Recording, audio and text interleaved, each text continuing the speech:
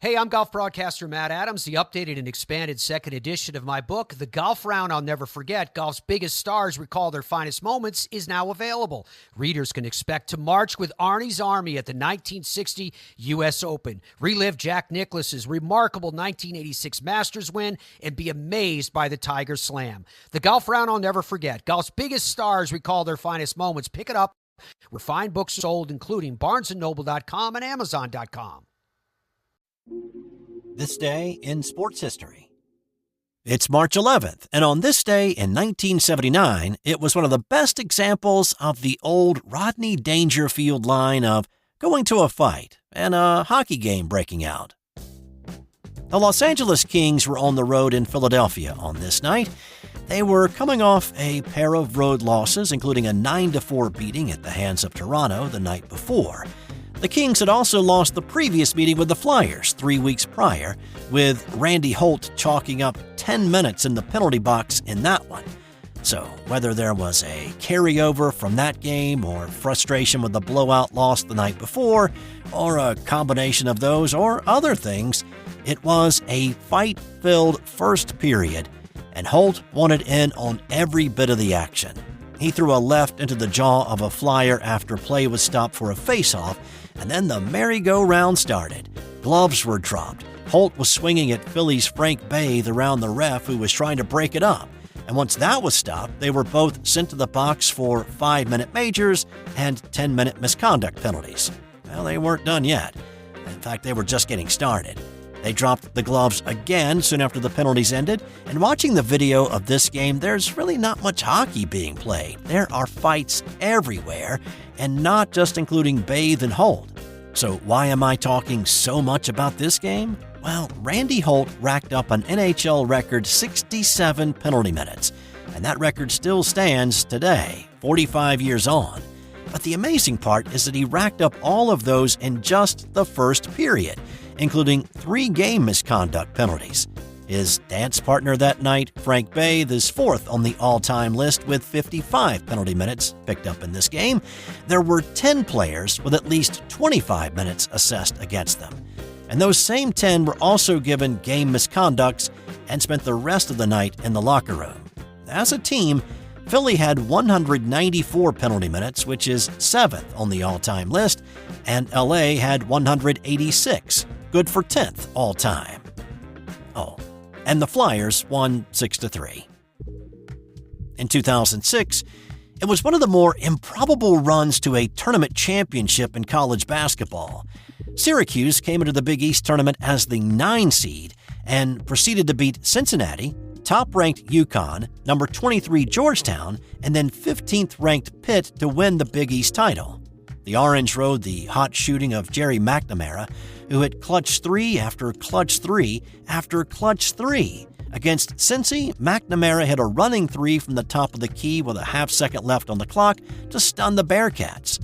The next night, McNamara hit another huge 3 to send the game with UConn into overtime, with the Qs winning by 2 in the OT.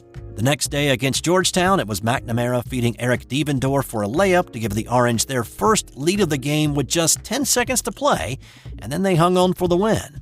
And then they closed out their surprising run on this night with their most comfortable win of the tourney. At least it looked that way.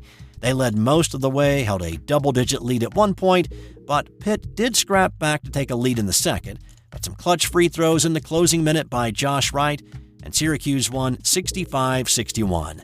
Their 4-point margin of victory, their largest of the Big East tourney.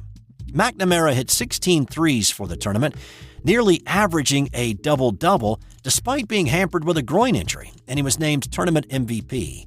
Syracuse became the first Big East team to win 4 games to win the tournament title and grab the automatic bid, which in all likelihood was the only way that they were going to get into the big dance that year. It didn't go so well once they got to the NCAA tournament, though.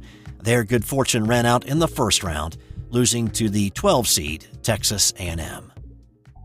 And in 1986, the NFL adopted a replay system to analyze disputed calls for the upcoming season. It had been tested in several preseason games in '85 before its adoption on this date.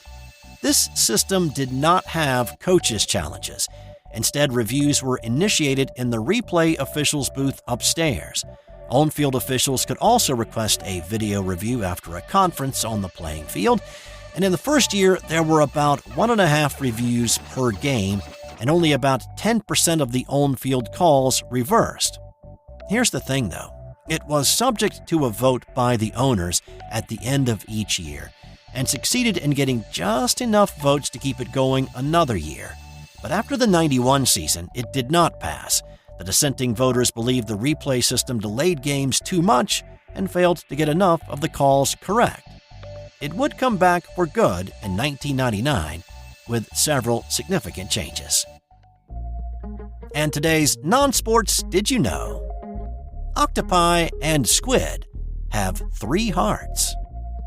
That's all for today. I'll have more tomorrow on This Day in Sports History.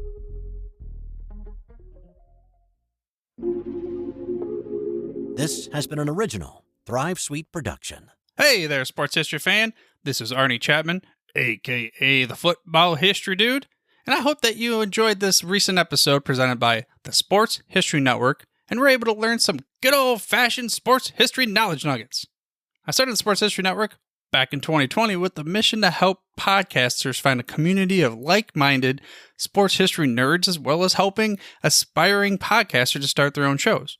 We have a little bit over 30 shows on the network right now covering all sorts of sports history, but as far as I'm concerned, we're just at the toothpick in the ocean moment, that can't even figure it out because there's so much more coming. We wanted to create the ultimate headquarters for sports yesteryear, starting with Podcast Network and our website, but we're going to continue to move into other mediums as well. And here's the cool part, because we want you to be part of our team. So if you're interested in starting your own podcast, or maybe being a guest on one of our shows, or who knows, maybe even writing an article for us over on the website. Seriously, all you gotta do is reach out to us on the contact page over at sportshistorynetwork.com. You can be as technologically savvy as a Neanderthal tapping on a stone trying to figure out this whole hieroglyphics thing back in the day.